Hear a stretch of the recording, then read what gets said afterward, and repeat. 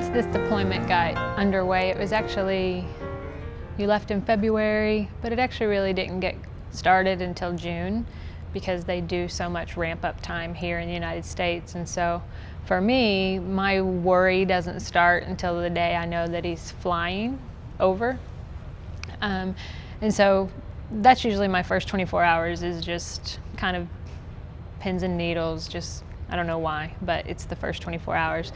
But added to that, we had a family death the day he left, pretty much. And that kind of started that deployment off with a good bang, I guess, for lack of better words, sorry. And then within 30 days, 45 days,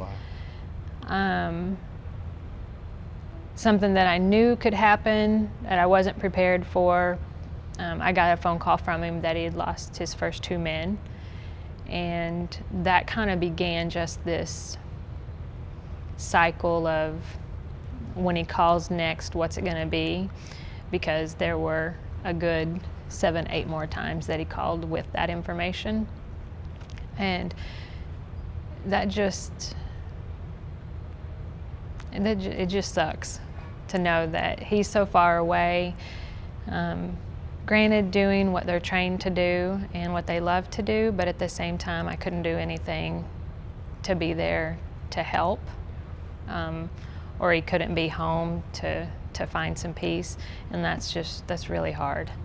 He carries a huge weight on his shoulders, and I knew that, and I knew that if he called with that information that it was going to be hard because he not just worried about Nate and I or his daughter and his mom and his brothers, but he has these 800 men that he's worried about, and then to lose one, I knew that he would take it personal, and I knew that he would take it hard, and I had prayed against that, but it happened. It was just a busy summer. I mean, it was, we did have, 10 warriors that didn't come home, and my heart's really out to their families. It was just very busy. I mean, and she started out with the start, lost my dad as I was landing in Paktia, and really didn't have a time to recover or mourn. As soon as we got there, I said 29 July, that's when we lost our first Oklahoman, but even before that, on 5 July, we were in control, we were running missions, and we lost three great Americans and 2 Afghans. I mean, they were fighting side by side, so that really started it all. It just continued. There was no let up, but a lot of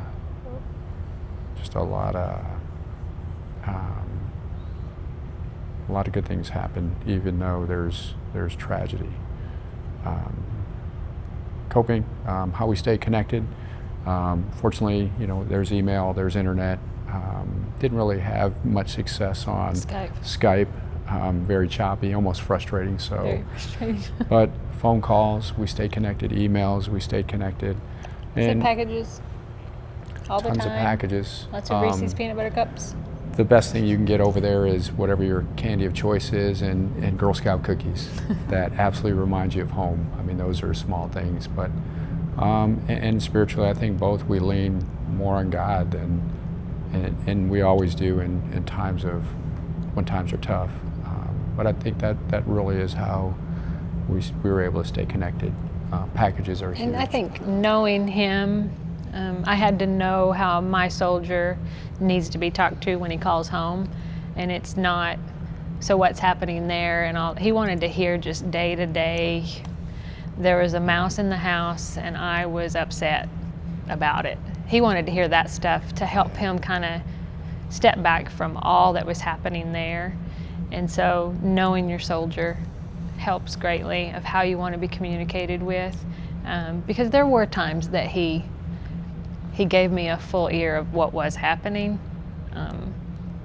Those were few, and that was enough. But that's how he needed 5 minutes of me just saying, Nate made an A on a paper, or we went sledding, or I did nothing, or the mouse again was in the house, that sort of thing. So just knowing that.